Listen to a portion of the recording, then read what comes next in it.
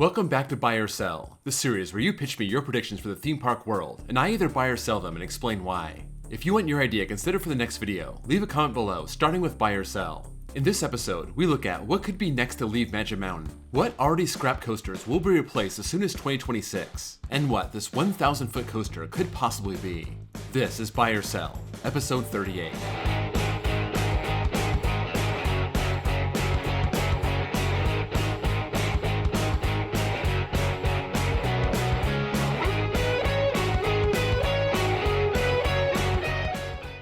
First, I want to thank my Patreons and my new member, DJ Higby. If you want bonus access, bonus content, behind the scenes videos, a shout out when you join, and your name on this fancy Patreon screen, follow the link below and join. Let's start with Ride Out J. A theme park will come to Hawaii before a pro sports team. It's hard to believe there's only one permanent coaster in Hawaii's history, and that closed before it even became a state. They do have a state fair and you can pick up a credit there, but that's pretty much it. This great vacation destination has so much going for it, but there are zero theme park options. I guess you gotta go to the beaches and all that natural stuff, if you're into that. I want to shout out 808 Coaster Life. He's a Hawaii enthusiast and that's rough, but he makes it work. You gotta think, at some point, someone's gonna give it a shot. As for the sports team, there is a time zone issue, but it's not too extreme. It's 2 hours behind the West Coast, 5 hours behind the East Coast, and the NFL is considering putting a team in London. That's 5 hours ahead of the East Coast and 8 hours ahead of the West Coast, so Hawaii seems more palatable. Both are possible, both aren't super likely, but I'm buying a theme park coming before a pro sports team. It just seems like there are so many more options for this to happen, and only a few sports teams that may be willing to move and then choose Hawaii as their new home. Jackson Bachman. At least 3 other aero loopers get removed in the next 5 years. This may happen in the Six Flags chain alone. We'll have to see if they keep swinging their axe. If so, they could do this by themselves. There have been 4 aero loopers removed in the last 5 years. Vortex at Kings Island, Corkscrew at Toshimayan, Canopy Corkscrew at Canopy Lake, and of course, the most recent one, Anaconda at King's Dominion. Will we see 3 more in the next 5 years? I'm buying that. We already have a few that are standing but not operating. We could see the likes of Sidewinder at Elish Gardens, or Dragon Mountain at Marineland closed permanently. And then, you have Dragonfire at Canada's Wonderland, Corkscrew at Cedar Point, Demon at California's Great America, and even possibly Viper at Magic Mountain. That's just a few. We got other old and relocated corkscrews that may have the plug pulled at any time. I think the odds are in favor of at least 3 being taken out. Preston Ewing. Within the next 15 years, a coaster manufacturer will attempt to resurrect the hydraulic launch, just like S&S brought back the air launch. The air launch coaster was introduced in 2001, Hypersonic SLC at King's Dominion, and that had a lot of problems and left the park by 2007. S&S didn't give up on this. They put an air launch on Powder Keg in 2005, 3 more in China between 2011 and 2014, and don't forget Ring Racer at Nürburgring. That launch actually caused an explosion during testing, and they got max force and 2 more since 2019. So, S&S learned from their prototype, and they've done pretty well for themselves since then. Yes, those coasters have problems, but they kept churning them out and the parks kept buying them. The hydraulic launch was very popular from 2002 all the way to 2010, Formula Rosa being the last one Intamin built, and now you're seeing some of them get removed or have their launch replaced. Almost everything uses magnets these days, but I'm still buying the hydraulic launch making a comeback. I think, unless the LSM launch improves to the point where you can get an awesome, powerful, quick launch, there will still be demand for the type of launch hydraulics can achieve, and if Intamin makes adjustments to make it more reliable, we could see more in the future. I'm not confident in this, but I'm flipping a coin and saying yes, it's gonna happen. Michael. Because Great Adventure removed so many rides, they add some flat rides before their new 2026 coaster opens. Great Adventure officially said goodbye to 6 rides in 2024. That's a lot to lose in 1 year, especially when you don't have a plan to replace anything till 2026. Back in 1975, when they built Jumbo Jet and then removed it before it even opened, they added a flat ride in its place on short notice. That could happen again, but I doubt it. I'm selling this. I don't think it would help the park that much, and it would cost money and drain resources. I think they pour all their resources and money into the 2026 project, and they bank hard in that coaster, making up for all the anger they caused at the end of 2024. Justin Clark. Kingda Ka's replacement will be the tallest and fastest coaster in North America. Now, we get to what that coaster could be. The coaster that will save Great Adventure in the public eye.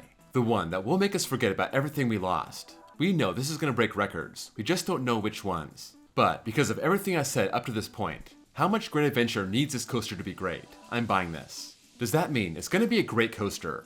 No, not at all. I'm still leaning on this being that mock spinning tower coaster.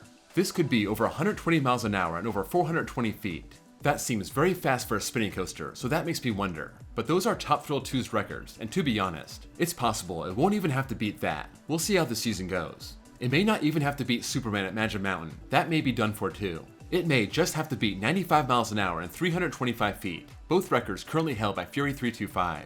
That seems way easier if it comes down to that, but I still think Top Thrill 2 will figure itself out, and Kingda Ka's replacement will have to top that. Jumpin' Jack Flash. The mystery 1,000 foot coaster is going to come from RMC.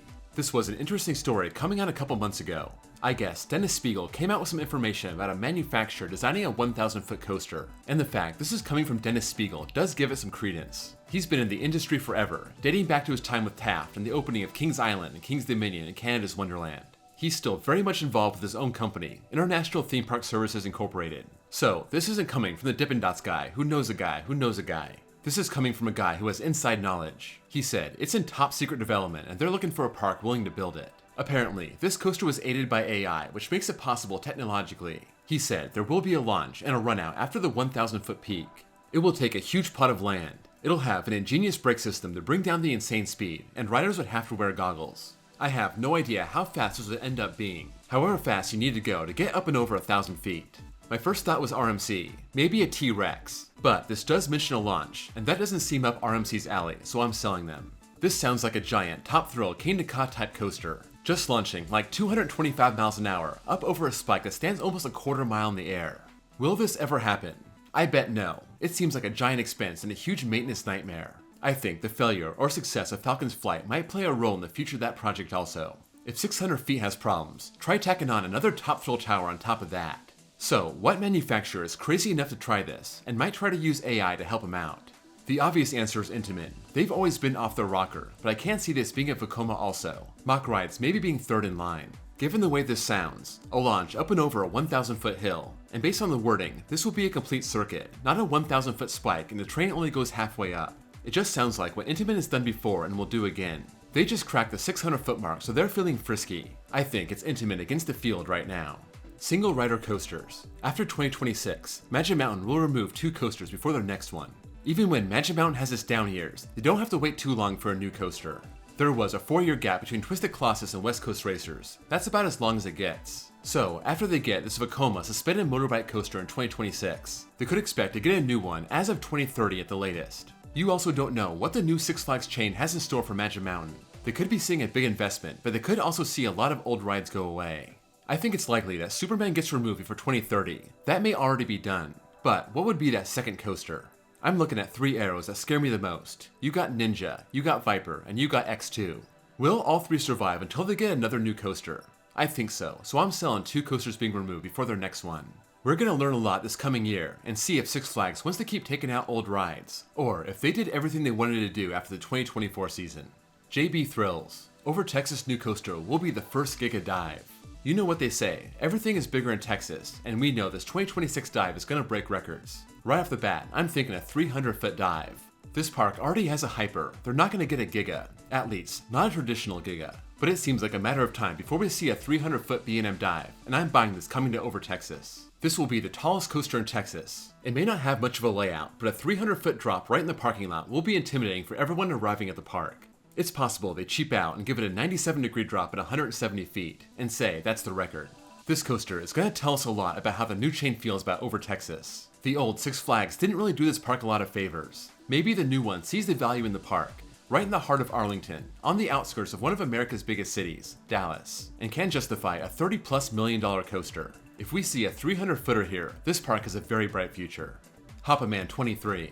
Kings Island removes Invertigo, Congo Falls, and the Bat, rethemes the action zone, and gets a B&M wing coaster that goes over the entrance of the park.